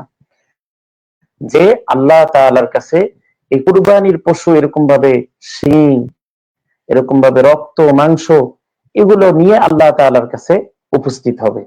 ফাতিবু বিহা নাফসা, অতএব তোমরা সন্তুষ্টি চিত্তে আল্লাহ তাআলার জন্য তোমরা কুরবানি করো। তো এটার দ্বারা বুঝতে পারলাম যে সন্তুষ্টি চিত্তে হওয়া লাগবে। করো এরকম ভাবে চাপাচাপি বা এরকম ভাবে লোকে কি বলবে আমি যদি কুরবানি না দেই, তাহলে এই নিয়তে আপনার কুরবানি দেওয়া যাবে না। বরং সন্তুষ্টি চিত্তে আমার কুরবানি দেওয়া লাগবে। আর যদি আমি কুরবানি না দিই, সেটার ব্যাপারে আল্লাহ রাসূল সাল্লাল্লাহু আলাইহি সাল্লাম কেমন ধমকি দিয়েছেন। قال رسول الله صلى الله عليه وسلم من وجد ساعة لأن يضحي فلم يضحي فلا يحزن مصلاه। যে যে ব্যক্তির কুরবানি দেওয়ার এরকম ভাবে সামর্থ্য আছে অথচ সে কুরবানি দিল না। কুরবানি দেওয়ার সামর্থ্য আল্লাহ তাআলা তাকে দিয়েছেন, টাকা পয়সা দিয়েছেন, নিসাব পরিমাণ যে সম্পদ হওয়া লাগে, আপনার 7.5 ভরি স্বর্ণ, 52 ভরি রূপা, এগুলো সমমূল্যের টাকা পয়সা, এরকম আপনার দেখা যায় যে 85 বা 86 হাজার টাকার সমমূল্যের এরকম ভাবে টাকা আছে, স্বর্ণ আছে, অতিরিক্ত জমি আছে, অতিরিক্ত আপনার এরকম ভাবে ব্যাংক ব্যালেন্স টাকা পয়সা জমিয়ে রাখছে। এগুলো সবকিছু আল্লাহ তাআলা তৌফিক দিয়েছেন, কিন্তু তারপরেও সে কুরবানি করলো না। বলছে ফালা ইয়াহজুরান্না মুসাল্লানা, সে যেন আমার ঈদগাহে না আসে। আল্লাহ রাসূল সাল্লাল্লাহু আলাইহি ওয়াসাল্লাম কি পরিমাণ ধমকির সাথে বলেছেন। অতএব আমাদের যাদের উপরে কুরবানি ওয়াজিব, তার অবশ্যই আমরা এই কুরবানিতে অংশগ্রহণ করব। কারণ দেখেন ভাই, কতদিন আমরা দুনিয়াতে বাঁচবো, আপনার এই দুনিয়াতে থেকে আমাদের নেকি অর্জন করে নিয়ে যেতে হবে। কারণ কিয়ামতের দিন একটা নেকির জন্য আপনার জাহান্নামে যাওয়া লাগবে। তো এই জন্য আল্লাহ তাআলা দেখেন বছরে 5টা দিন রোজা রাখাকে হারাম করেছেন। এর মধ্যে ঈদ উল ফিতর, ঈদ উল আজহা আর ঈদ উল আজহার পরে আপনার 3 দিন, আপনার 11, 12, 13, এই 5টা দিন রোজা রাখা হারাম। আল্লাহ তাআলার পক্ষ থেকে মেহমান, যে আল্লাহ তাআলার পক্ষ থেকে তোমরা মেহমানদারি কবুল করো। তো দেখেন আল্লাহ তাআলার মেহমানদারির ব্যবস্থাও করছেন, আবার এর বিনিময়ে আল্লাহ তাআলা অফুরন্ত সওয়াবের বিষয়টাও আল্লাহ তাআলা দিবেন। তাহলে আমি আপনি কেন কুরবানি করব না? অবশ্যই প্রত্যেকেই আমরা এই কুরবানিটা করার চেষ্টা করি। কারণ একটা নেকি যদি আমি একটা নেকির মাধ্যমে যদি আমি উচ্চ স্তরে জান্নাতে যেতে পারি, তাহলে আমার মতো ভাগ্যবান আর কে? প্রত্যেকেই আপনার খালি আমরা আফসোস করবো, যদি আজকে যদি দুনিয়াতে থাকতে যদি একটা নেক বেশি করতাম। তাহলে দেখেন এই জায়গার মধ্যে আমার আল্লাহ তাআলা এরকম ভাবে খাওয়ার ব্যবস্থাও করছেন, আবার পরকালের নেকির ব্যবস্থাপনাও আল্লাহ তাআলা রাখছেন। তাহলে এই কুরবানি কেন আমি দিব না? অবশ্যই আমরা ইখলাস পূর্ণভাবে আল্লাহকে সন্তুষ্ট করার জন্য আমরা আল্লাহ রসুল সাল্লাল্লাহু আলাইহি ওয়াসাল্লামের বাতলানো পদ্ধতিতে আমরা এই কুরবানিটা দেওয়ার চেষ্টা করব। তাহলেই দেখবেন আমার দুনিয়াও সুন্দর হবে, পরকালও সুন্দর হবে। আর আমরা তো আল্লাহ তাআলার কাছে চাইও যাতে আমার দুনিয়াটা সুন্দর হয়, আমার পরকালটা সুন্দর হয়। আমরা তো চাই রব্বানা আতিনা ফিদ দুনিয়া হাসানা ওয়া ফিল আখিরাতি হাসানা ওয়া কিনা আযাবান নার। হে আল্লাহ, আপনি আমাকে দুনিয়াতেও কল্যাণ দান করেন, পরকালেও কল্যাণ দান করেন, ওয়া কিনা আযাবান নার, এবং জাহান্নামের শাস্তি থেকে আল্লাহ তাআলা আমাকে মুক্তি দান করেন। এটা তো আল্লাহ তাআলার কাছে আমরা দোয়া করি। তাহলে আমরা প্রত্যেকেই যার যার জায়গা থেকে আমরা যেরকম ভাবে নিজেরাও কুরবানি করব, এবং আমার আত্মীয় স্বজন যারা আছে তাদেরকেও আমরা উদ্বুদ্ধ করব, এবং এই কুরবানির মাধ্যমে নিজেদের মধ্যে যেরকম ভাবে সুখ আসবে, এবং এই গরিব দুঃখীদের মাঝেও এই সুখটা আমরা ভাগাভাগি করে নিব। তাদের মাঝেও আমার এই কুরবানির গোশতকে বন্টন করে দেব, এবং তারাও যাতে এটার ভিতরে শরিক হয়ে আপনার খুশি উদযাপন করতে পারে, এটা আল্লাহ তাআলার কাছে আমরা আশাবাদী।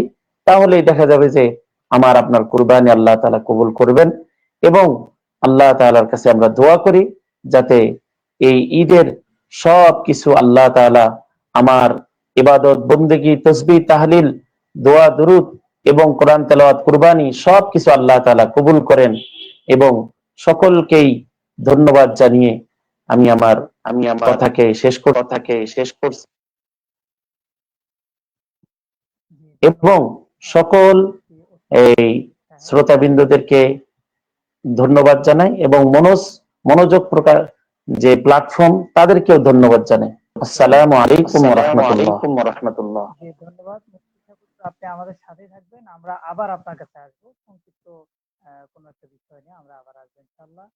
এই পর্যায়ে আরো কিছু মাসআলা আমাদের কাছে রয়ে গেছে। এই বিষয়গুলো আমাদের সমাধানের খুবই প্রয়োজন। সচরাচর আমরা দেখি আমাদের গ্রামগঞ্জে একটি প্রশ্নের সম্মুখীন আমরা সবসময় হই। সেটা হচ্ছে যে কোরবানির গোশত ফ্রিজে জমা করে দীর্ঘদিন যাবত রেখে খাওয়া যাবে কিনা? এ বিষয়ে শরীয়ত কি বলে? মুফতি আহসান হাবীব তাসিমি দামাত বারকাত।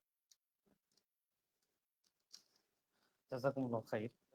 তো এটি একটি কুরবানির সময়কালীন কমন একটি প্রশ্ন, যে কুরবানির গোশত ফ্রিজে জমা করে রাখা যাবে কিনা। তো এর উত্তর তো হচ্ছে যে রাখা যাবে, কেননা মুসলিম শরীফের 1972 নম্বর হাদিসের মধ্যে রাসূলুল্লাহ সাল্লাল্লাহু আলাইহি ওয়াসাল্লাম ইরশাদ করেছেন, নবীজি সাল্লাল্লাহু আলাইহি ওয়াসাল্লাম বলেন, কুলু ওয়া তাযাওয়াদু ওয়াদ্দাখিরু। নবীজি কুরবানির গোশতকে খাওয়ার নির্দেশ দিয়েছেন যে তোমরা খাও, তোমাদের পাথেয় হিসেবে সাথে নাও, এবং তোমরা জমা করে রাখো। তৎকালীন যে পদ্ধতিগুলো ছিল, যেমন শুটকি করে রাখা ইত্যাদি, তো নবীজি সাল্লাল্লাহু আলাইহি ওয়াসাল্লাম স্পষ্টভাবেই কুরবানি গোশত জমা করে রাখারও অনুমতি প্রদান করেছেন। সেই জায়গা থেকে ফ্রিজে সংরক্ষণ করে গোশত আহ একটি হচ্ছে জায়েজ, আরেকটি হচ্ছে উত্তম। জায়েজ তো জমা করে সারা বছর খাওয়াও জায়েজ, তবে কুরবানির গোশত নিজেরা কিছু খেলাম, আত্মীয় স্বজনকে কিছু দিলাম, আর যতটুকু সম্ভব বেশির থেকে বেশি গরিব, অসহায়, প্রতিবেশী তাদের মধ্যে আমরা যদি সেটা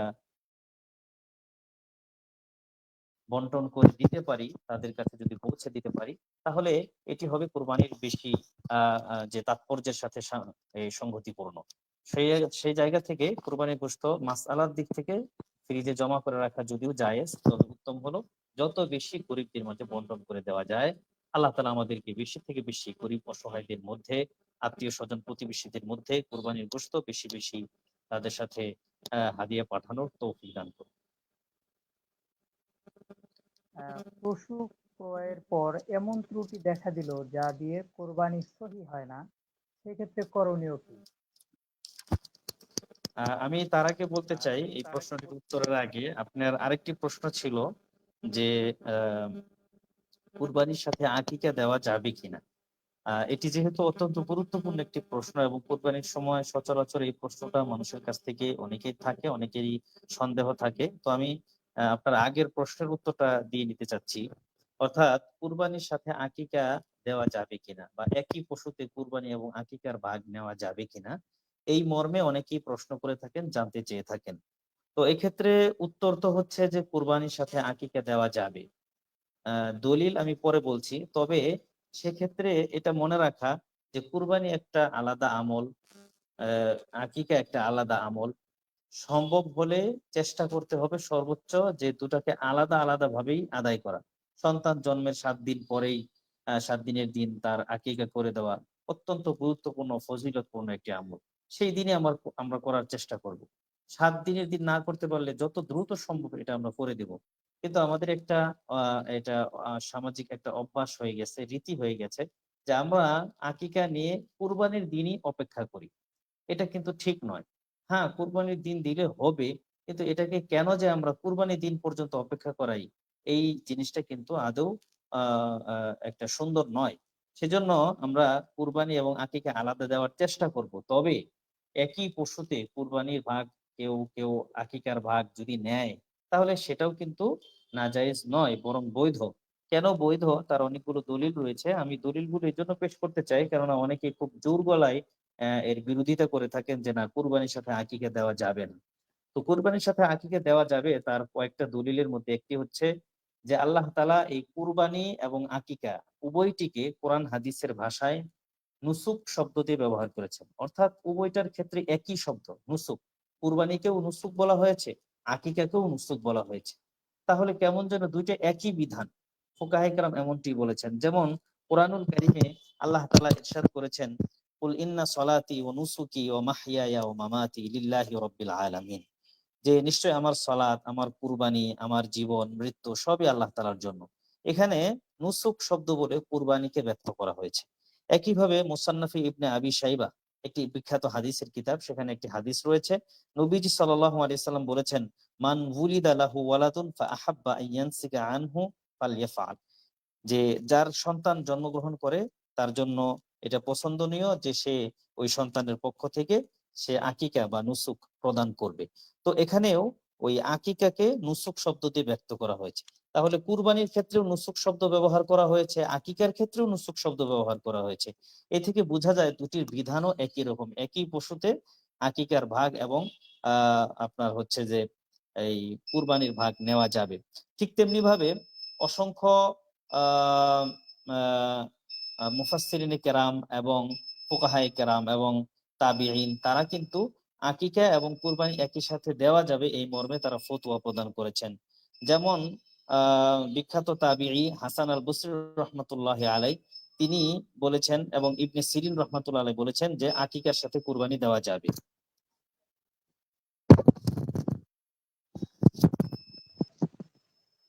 এছাড়াও আহ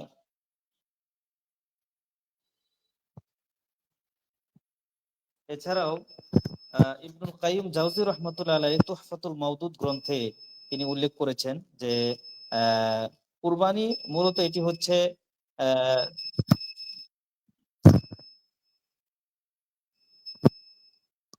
জি, লাইনে থাকুন 1 মিনিট।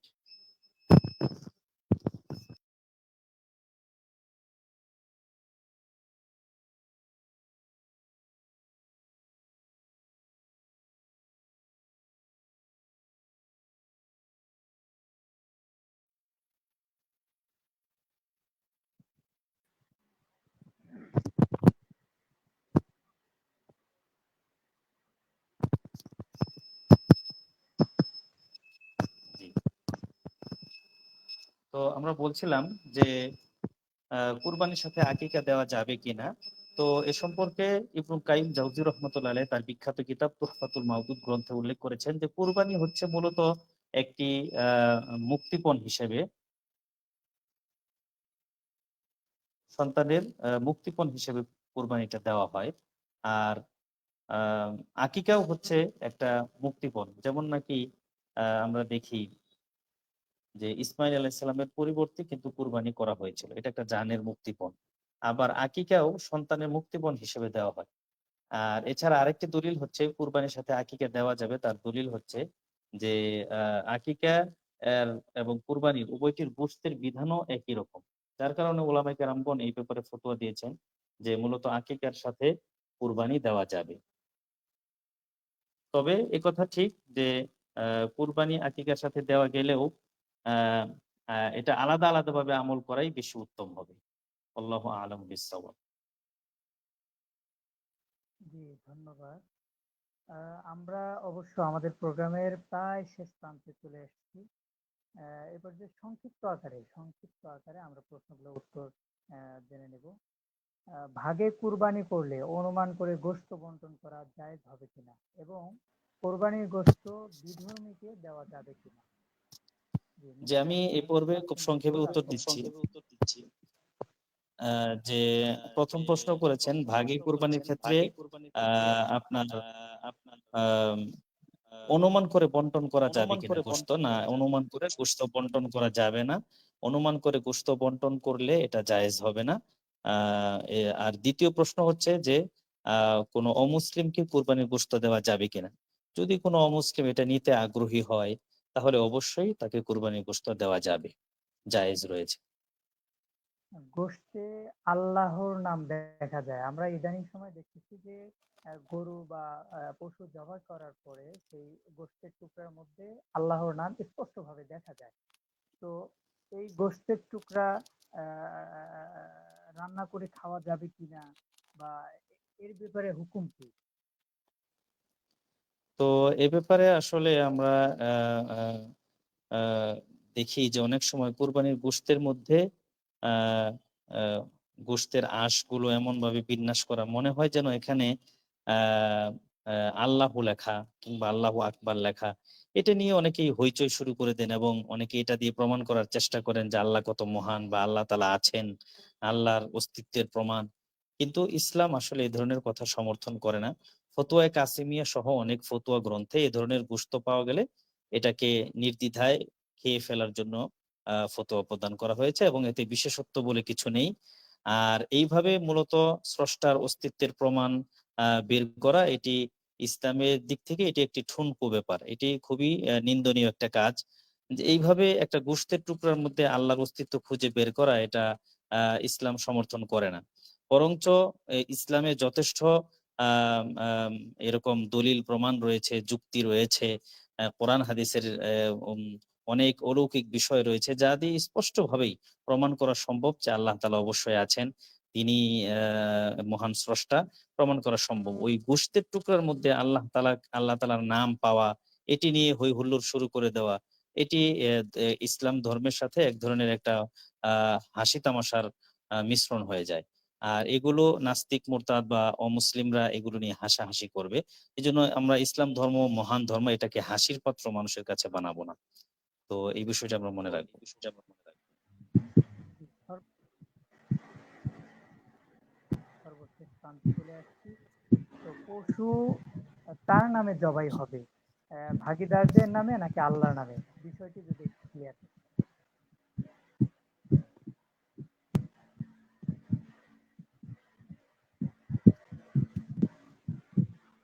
জি, অত্যন্ত গুরুত্বপূর্ণ একটি প্রশ্ন বলে আমি মনে করি। তার কারণ হচ্ছে যে আমরা দেখি, আমরা যখন কুরবানি করি অনেক সময় দেখা যায় কুরবানি যারা দিচ্ছেন ওনারা নিজেরা ছুরি দিয়ে পশু জবাই করে থাকেন খুব কম। দেখা যায় ইমাম সাহেব, আলেম ওলামা বা মুয়াজ্জিন সাহেব, মাদ্রাসার ছাত্র, তাদেরকে দিয়েই কুরবানি করানো হয়। কিন্তু সেক্ষেত্রে যে ভুলটা করা হয় সেটি হচ্ছে যে দেখা যায় 7 জনের নাম নিয়ে এসে বলে যে হুজুর এদের নামে কুরবানি করে দেন। তো সেক্ষেত্রে মায়ের নাম, বাবার নাম, এরকম সবার নাম বলে থাকে। তো এই ক্ষেত্রে আমাদের একটা ভুল প্রচলন যে আমরা মানুষের নামে কুরবানি করি। এটা ঠিক নয়, বরং মানুষের পক্ষ থেকে কুরবানি করতে হবে। যেমন রাসূলুল্লাহ সাল্লাল্লাহু আলাইহি সাল্লাম কুরবানি করার সময় পশুর কুরবানি করে তিনি বলতেন যে মিন মুহাম্মাদিন ও মিন উম্মতি মুহাম্মাদিন সাল্লাল্লাহু আলাইহি ওয়াসাল্লাম, এভাবে তিনি বলতেন যে এটা নবী মুহাম্মদের পক্ষ থেকে, তার উম্মতের পক্ষ থেকে। অর্থাৎ যিনি কুরবানি দিবেন তিনি বড় পশুতে 7 জন এবং ছোট পশুতে একজনের, যাদের পক্ষ থেকে দিবেন এটি হবে যে কুরবানি দিচ্ছে, যারা দিচ্ছে তাদের পক্ষ থেকে, কিন্তু নামে হবে আল্লাহর। কেননা আল্লাহ তাআলা কোরআনে বলেছেন, কুল ইন্না সলাতি ওয়া নুসুকি ওয়া মাহইয়া ওয়া মামাতি লিল্লাহি রাব্বিল আলামিন। কুরবানি হতে হবে একমাত্র আল্লাহ তাআলার নামে। যেমন আল্লাহ তাআলা আরো বলেছেন, ফাসল্লি লিরাব্বিকা ওয়ানহার। আপনি আপনার রবের জন্যই সলাত আদায় করুন এবং কুরবানি করুন। কাজেই কুরবানি হতে হবে আল্লাহ তাআলার নামে, আ তবে মানুষের পক্ষ থেকে। এক্ষেত্রে আরো একটা ভুল আমরা করে থাকি, যেটি পরিষ্কার না করে দিলেই নয়।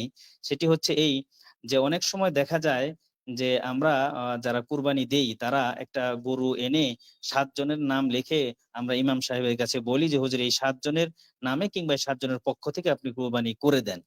তো সেই ৭ জনের মধ্যে দেখা যায় মায়ের নাম, বাবার নাম, দাদার নাম, এই ধরনের অনেক মানুষের নাম উল্লেখ থাকে। কিন্তু যেই লোক কুরবানি দিচ্ছেন, যার উপরে কুরবানি ওয়াজিব, যিনি অর্থ সামর্থ্যের মালিক, উনার নিজের নাম উল্লেখ করছেন না যে, হুজুর আমার পক্ষ থেকে কুরবানিটা করুন। এটা তিনি বলছেন না। বরং তার আদব রক্ষার্থে কিংবা আবেগ রক্ষার্থে তিনি তার মা-বাবা, দাদা-দাদি, নানা-নানি তাদের নামে এরকম ৭ জনের নামে কুরবানিটা তাদের পক্ষ থেকে করতে বলে থাকেন। এটি সম্পূর্ণ একটা ভুল পদ্ধতি। কারণ হচ্ছে যে, যারা মৃত ব্যক্তি, ময়-মুরুব্বি তাদের উপর তো কুরবানি ওয়াজিব নয়। আপনি নিজের থেকে তাদেরকে সেখানে শরিক করতে চাচ্ছেন। হ্যাঁ, আপনি যেটা করবেন যে, আপনার যে উপরে যেহেতু কুরবানি ওয়াজিব, তো কাজেই আপনার পক্ষ থেকে এই কথাটা না বলে যদি অন্য ৭ জনের কথা বলেন, তাহলে সেক্ষেত্রে কিন্তু যেই সমস্যাটা হবে সেটি হচ্ছে যে, আ আ তাদের পক্ষ থেকে কুরবানি হয়ে যাবে। অথচ আপনার উপরে কুরবানি ওয়াজিব ছিল, আপনার পক্ষ থেকে হবে না। তখন আপনি ওয়াজিব তরকের গুনাহগার হবেন। এজন্য যারা কুরবানি দিবেন তারা মনে রাখবেন যে, আগে আপনার নিজের পক্ষ থেকে এই কথাটা উল্লেখ থাকতে হবে। সেক্ষেত্রে আপনার ভাগ যদি একটা হয়, তাহলে সেক্ষেত্রে আপনি নিজের পক্ষ থেকে বলে এর সওয়াবের মধ্যে আপনি চাইলে অনেককে শরিক করতে পারেন যে, আল্লাহ এটা আমার পক্ষ থেকে, এর সওয়াবের মধ্যে আমার মা-বাবা, দাদা-দাদি, নানা-নানি সবাইকে আমি শরিক করতে চাই। এই নিয়ত করলে ইনশাআল্লাহ বিইজনিল্লাহ তাদেরকেও আল্লাহ তাআলা এর সওয়াবের মধ্যে শরিক রাখবেন। কিন্তু যার উপরে কুরবানি ওয়াজিব, তিনি তার পক্ষ থেকে না দিয়ে শুধু মা-বাবা, দাদা-দাদি তাদের নাম তাদের পক্ষ থেকে যদি কুরবানি দিয়ে দেন, তাহলে মনে রাখতে হবে যার উপরে কুরবানি ওয়াজিব ছিল, যিনি পশুটা কিনেছেন, তার পক্ষ থেকে কুরবানি হলো না। যার কারণে তার এই কুরবানি তরক করার কারণে, ওয়াজিব তরক করার কারণে তার গুনাহ হবে। জাযাকুম। জি, ধন্যবাদ। আ গাওয়ালি বন্টন বা সামাজিক বন্টনের ব্যাপারে শরীয়ত কি বলে? একদম সংক্ষিপ্ত আকারে। মুফতি আহসানের কাছে। একদম সংক্ষিপ্ত আকারে। জি, সামাজিক বন্টনের ব্যাপারে আমাদের মানে এই ব্যাপারে আমাদের দেশের সবচেয়ে গ্রহণযোগ্য যেই পত্রিকা রয়েছে মাসিক আল কাউসার। বর্তমান আমাদের যে বাইতুল মোকাররম জাতীয় মসজিদের খতিব ওনার তত্ত্বাবধানে যে পত্রিকাটা বের হয় সেখানে স্পষ্টভাবেই ফতোয়া উল্লেখ করা হয়েছে যে, সামাজিক বন্টন বর্তমান আমাদের দেশের বিভিন্ন সমাজে যেটা প্রচলিত রয়েছে যে, কুরবানি ৩ ভাগের ১ ভাগ সামাজিক একটা জায়গায় জমা করা হবে। সেখান থেকে বন্টন করে হয় গরিবদেরকে অথবা সবার সমাজে যতজন মানুষ আছে সবার মধ্যে ভাগ করে দেওয়া হয়। এই পদ্ধতিটা এটা শরীয়ত সম্মত নয়। এটা শরীয়ত কর্তৃক নির্ধারিত কোনো সিস্টেম নয়। শরীয়ত যেটা করেছে সেটা হচ্ছে, প্রত্যেক ব্যক্তি কুরবানি দেওয়ার পরে তিনি স্বাধীন। তিনি তার কুরবানির গোশত নিজে খাবেন কতটুকু, মানুষকে দিবেন কতটুকু, এক্ষেত্রে এটা সম্পূর্ণ তার ইখতিয়ার। এটাকে এই ইখতিয়ারটাকে একটা বাধ্যতায় রূপ দেওয়া, একটা অংশ দিতেই হবে, এটা শরীয়তের সাথে অনেকটা সাংঘর্ষিক। যার কারণে এটাকে উলামায়ে কেরাম অপছন্দনীয় বলেছেন। যদিও এভাবে দিলে কোরবানি নষ্ট হয়ে যাবে এমনটি নয়, কিন্তু এই প্রচলিত এই সিস্টেম থেকে আমাদের বের হয়ে এসছে সুন্নাহ সম্মত পদ্ধতি গ্রহণ করাই বেশি উত্তম। যে কুরবানি যারটা তিনিই দিবেন, তিনি উত্তম হিসেবে, মুস্তাহাব হিসেবে ৩ ভাগের ১ ভাগ খাবেন, ৩ ভাগের ১ ভাগ তিনি আত্মীয়স্বজনকে দিবেন, ৩ ভাগের ১ ভাগ গরিবদের মধ্যে দিবেন। এটাই উত্তম। ঠিক আছে, কিন্তু এটা বাধ্য নয়। তার সম্পূর্ণ ইচ্ছা অধিকার থাকবে। তিনি চাইলে যে কোনটুকু অংশ তিনি নিজের জন্য, আত্মীয়দের জন্য, গরিবদের জন্য বন্টন করে দিতে পারেন। কাজেই এই প্রচলিত এই সিস্টেম থেকে আমরা আশা করব যে, দেশের সর্বস্তরের সর্বসমাজের মানুষ এখান থেকে বেরিয়ে আসবেন এবং তারা প্রচলিত এই যেই রীতিনীতি সেখান থেকে বের হয়ে এসে শরীয়তের যে চাহিদা এবং মানসা তার দিকেই ফিরে আসবেন। দেশবাসীর কাছে সেই উদাত্ত আহ্বান রাখছি। জি, ধন্যবাদ। আ ঈদ উপলক্ষে আমরা ইদানিংকালে দেখতে পাই ঈদ উপলক্ষে অনেক আ আমার যুবক ভাইয়েরা যারা আ আ অটোরিকশা, বাস আ কিংবা আ আরো অন্য কিছু যানবাহন আ তারা ভাড়া করে রীতিমতো বিভিন্ন মাইক, বক্স তারা অশ্লীল গান বাজনার মাধ্যমে এই ঈদ উদযাপন করে। তো আসলে অ্যা এইভাবে ঈদ উদযাপন উপলক্ষে ইসলাম আসলে কি বলে এ বিষয়ে মুফতি আহসান হাবিব কাসেমি আপনি সরি মুফতি ওসমান গনি আপনি সংক্ষিপ্ত আকারে একটু আলোচনা করবেন যে আমাদের যুব সমাজের যে ভূমিকা আছে যারা এই অশ্লীল গান বাজনার মাধ্যমে ঈদ উদযাপন করে এদের ব্যাপারে আপনার সংক্ষিপ্ত আকারে কিছু বার্তা।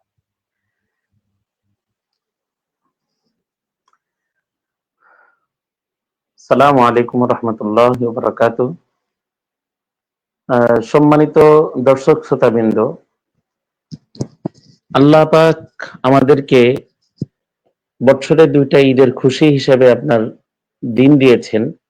সেটা আল্লাহ রসুল সাল্লাল্লাহু আলাইহি সাল্লামের হাদিস অনুযায়ী ক্বালা রাসূলুল্লাহ সাল্লাল্লাহু আলাইহি ওয়াসাল্লাম ইন্না লিকুল্লি কওমিন ঈদান ওয়া হাযা ঈদুনা ঈদুল ফিতর ওয়া ঈদুল আযহা। প্রত্যেকটা ধর্মেরই আপনার খুশির দিন থাকে, আর সেই ইসলাম ধর্মের খুশির দিন আল্লাহ তাআলা বছরে দুইটা নির্ধারণ করেছেন। এক হচ্ছে ঈদুল ফিতর, আর এক হচ্ছে ঈদুল আযহা। তো ঈদুল ফিতর, ঈদুল আজহার এই খুশির দিনে আল্লাহ তাআলা আমাদের সর্বপ্রথম যে কাজটা করতে বলেছেন সেটা হচ্ছে নামাজ। নামাজ নামাজের আগে আপনার কিছু করণীয় আছে, সুন্নত বিষয়গুলো আছে। এই সুন্নত বিষয়গুলো আদায় করে তারপরে আপনার আল্লাহ তাআলার একত্ববাদকে স্বীকার করার জন্য আমরা নামাজ আদায়ের মাধ্যমে আল্লাহকে এক হিসাবে স্বীকার করে নিই। এরপরে আমরা আপনার কুরবানির দিন আপনার কুরবানি করি, কুরবানির গোশত দিয়ে আপনার আহারটা শুরু করি। এই যে কত সুন্দর একটা সিস্টেম, এটা কিন্তু আল্লাহ তাআলার এবং আল্লাহ রাসূল সাল্লাল্লাহু আলাইহি ওয়াসাল্লাম বাতলানো একটা পদ্ধতি। এর মাধ্যমেই আমরা প্রথমে একত্ববাদকে স্বীকার করব, এরপরে কুরবানি করব। এটা আল্লাহ তাআলা আল্লাহ রাসূল সাল্লাল্লাহু আলাইহি ওয়াসাল্লামের মাধ্যমে ঘোষণা করেছেন। তো কোনো গর্হিত কাজ করা যাবে না, কোনো অন্যায় অশ্লীল কাজ করা যাবে না যেটা শরীয়তের সাথে সাংঘর্ষিক। কারণ এই নাচ গান এগুলো হারাম। এটা কোরআনুল কারীমের ভিতরে বলছে ওয়ামিনান নাসি মান ইয়াশতারি লাহওয়াল হাদিস লিয়ুদিল্লা আন সাবিলিল্লাহ, যে তারা এমন কিছু জিনিস ক্রয় করতেছে, এমন কিছু জিনিস তারা অবলম্বন করতেছে যেটা হলো লাহওয়াল হাদিস, যে লাইয়ুদিল্লা আন সাবিলিল্লাহ, যে তারা অনর্থক জিনিস কাজ করতেছে যেটার দ্বারা আল্লাহ নারাজ হইতেছেন, আল্লাহ তারা অসন্তুষ্ট হইতেছেন, আল্লাহ রাসূল অসন্তুষ্ট হইতেছেন। এই জন্য এই গান বাজনা শোনা এটা অন্তরে এরকম ভাবে মুনাফিকি আপনার তৈরি করে, অন্তরে কপটতা তৈরি করে। এক পর্যায়ে এই অন্তর নামক আয়না গান বাজনার কারণে দেখা যায় যে গুনাহ করতে করতে অন্তর নামক আয়নাটা আপনার ভরে যায় গুনাহের কালো দাগ দিয়ে। অতএব এই গান বাজনা যেরকম ভাবে আল্লাহ হারাম করেছেন, আল্লাহর রাসূলও হারাম করেছেন, এবং সাধারণ মানুষ যারা, তারাও কিন্তু, যারা বিবেকবান তারাও কিন্তু এই গানটাকে অপছন্দ করেন। অতএব আমরা এই এই যুবক ভাই যারা আছি তাদের কাছে বিনীত অনুরোধ থাকবে, আপনারা এই গান বাদ্য এইভাবে ডেক্স বাজিয়ে আনন্দ উৎফুল্ল করা, এটা ইসলাম সমর্থন করে না। ইসলাম এটাকে আপনার কোনোভাবেই সমর্থন করে না। কারণ এই গান বাদ্যার মাধ্যমে আপনি যেরকম ভাবে গুনাহের কাজ করতেছেন, এটা হিন্দুয়ানি প্রথা। কারণ হিন্দুরা দেখেন পূজা মণ্ডপে গান বাদ্য বাজায়, আমরা তো মুসলমানের ঘরের ছেলে, আমরা কেন গান বাদ্য বাজাবো? এটার মাধ্যমে আল্লাহ না করুন যদি ওই বক্স বাজানো অবস্থায় আমার আপনার মৃত্যু চলে আসে, তাহলে তো ঈমান নামক মৃত্যু আমাদের নসিব হবে না।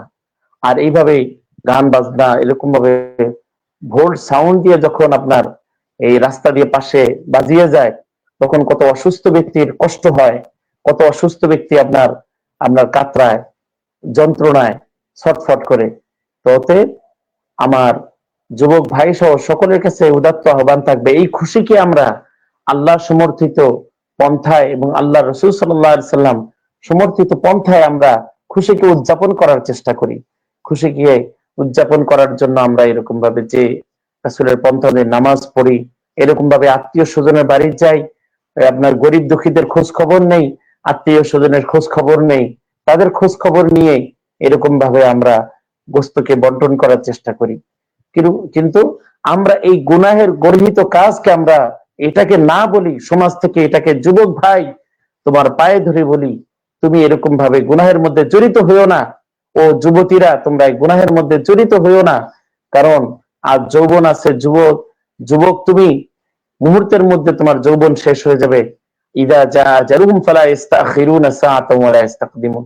যে কোনো সময় তোমার মৃত্যু চলে আসবে, আজরাইল আলাইহিস সালাম আসবে, তখন কিন্তু পার পাওয়া যাবে না। অতএব আমরা প্রত্যেকেই আমরা প্রতিজ্ঞাবদ্ধ হই, সমাজের প্রত্যেকটা মানুষ আমরা প্রতিজ্ঞাবদ্ধ হই যে আমার সন্তানকে এই গুনাহের কাজ থেকে, বাদ্যযন্ত্র থেকে আমি বাঁচাবো। কারণ একজন অভিভাবক হিসাবে আমার দায়িত্ব কর্তব্য যে আমার ছেলে যাতে গুনাহের নাফরমানির মধ্যে জড়িত না হয়। প্রত্যেক অভিভাবকের উপর দায়িত্ব থাকবে। আমরা প্রত্যেকে সামাজিক ভাবে সুন্দরভাবে এই গুনাহের কাজকে আমরা বন্ধ করার জন্য আপ্রাণ ভাবে চেষ্টা করব। আল্লাহ তাআলা আমল করার তৌফিক দান করুন। ধন্যবাদ ওসমান গনি সাহেব। এ পর্যায়ে আমরা সংক্ষিপ্ত আকারে, একদম সংক্ষিপ্ত, যেহেতু আমরা আমাদের প্রোগ্রামে একদম শেষ মুহূর্তে চলে আসছি, কোরবানির পরবর্তী পরিচ্ছন্নতার প্রতি গুরুত্বারোপ তথা বর্জ্য অপসারণ সম্পর্কে দেশবাসীর প্রতি আপনার সংক্ষিপ্ত উপদেশ কি থাকবে মুফতি আহসান হাবীব কাসেম? একদম সংক্ষিপ্ত। জি, জাযাকুমুল্লাহ খাইর। আমরা অনুষ্ঠানের শেষ পর্যায়ে আছি সম্ভবত। তো সর্বশেষ যে বিষয়টি অবহিত করার জন্য মনোযোগ আকর্ষণ করেছেন, অত্যন্ত গুরুত্বপূর্ণ। সারা দেশে একই সাথে লক্ষ লক্ষ পশু জবাই হবে, এবং এক্ষেত্রে সবচেয়ে বেশি গরু আমাদের দেশে জবাই হয়ে থাকে। আর এই গরুর যেই গোবর বা বর্জ্য বা রক্ত যা বের হয়, সেখান থেকে একটা বড় ধরনের জীবাণু, ব্যাকটেরিয়া এবং একটা ময়লা স্তূপ বা দুর্গন্ধের সৃষ্টি হয়। সেই জায়গা থেকে এত বড় বিশাল সারা দেশব্যাপী যে আয়োজন, এটাকে সুন্দর, সুবিন্যস্ত, সুচারু, সুশৃঙ্খল ভাবে নিরাপদ, পরিবেশ বান্ধব যদি আমরা রাখতে চাই, করতে চাই, তাহলে প্রত্যেক কোরবানি দাতার সকল সদস্যদেরকে এই ব্যাপারে সর্বোচ্চ পর্যায়ে সতর্ক হতে হবে। এবং এটি ইসলামের মূলত বিধান। আমরা একটা কোরবানি করে সওয়াব কামাই করলাম, এটা ঠিক আছে, বা সওয়াব আল্লাহ তাআলা দিবেন, এটাও ঠিক আছে। কিন্তু আমাদেরকে কিন্তু ওই হাদিসটিও মনে রাখতে হবে যে নবী সাল্লাল্লাহু আলাইহি ওয়াসাল্লাম বলেছেন, আল মুসলিমু মান সালিমাল মুসলিমুনা মিন লিসানিহি ওয়া ইয়াদিহি। সেই ব্যক্তি মুসলমান নয় যে ব্যক্তি তার হাত এবং মুখ থেকে অপর মুসলমান নিরাপদ না থাকে। তো মুসলিম হতে হলে, প্রকৃত মুসলমান হতে হলে তার কর্মকাণ্ড, আচার ব্যবহার, তার যাবতীয় হাত মুখ থেকে অপর মুসলমান নিরাপদ থাকতে হবে। তো এই কুরবানির বর্জ্য যদি সঠিকভাবে আমরা অপসারণ না করি, এবং কুরবানির বর্জ্য যদি আমরা ঠিকমতো পরিষ্কার পরিচ্ছন্ন না করি, বা এর গোবর রক্ত যেখানে সেখানে ফেলে রাখি, পরিষ্কার পরিচ্ছন্ন করে ধুয়ে নিরাপদ স্থানে না রেখে গর্ত করে, অথবা এই বর্জ্যগুলো অপসারণ না করে, বা ব্লিচিং বা এই জাতীয় জীবাণুনাশক কোনো ব্যাকটেরিয়া দূরীকরণ কোনো ধরনের পদার্থ ব্যবহার না করা হয়, তাহলে এর থেকে রোগ জীবাণু ছড়াবে, দুর্গন্ধ ছড়াবে, মানুষের কষ্ট হবে। আর কুরবানির মতো একটি গুরুত্বপূর্ণ সওয়াবের কাজ করতে গিয়ে যদি আমরা মানুষকে কষ্ট দিই, তাহলে এটি আমাদেরকে ইসলাম থেকেই কেমন যেন খারিজ করে দিচ্ছে। কারণ নবীজি তো বলেছেন, সে ব্যক্তি মুসলমান নয় যে তার হাত এবং মুখ থেকে অপর মুসলমান নিরাপদ না থাকে।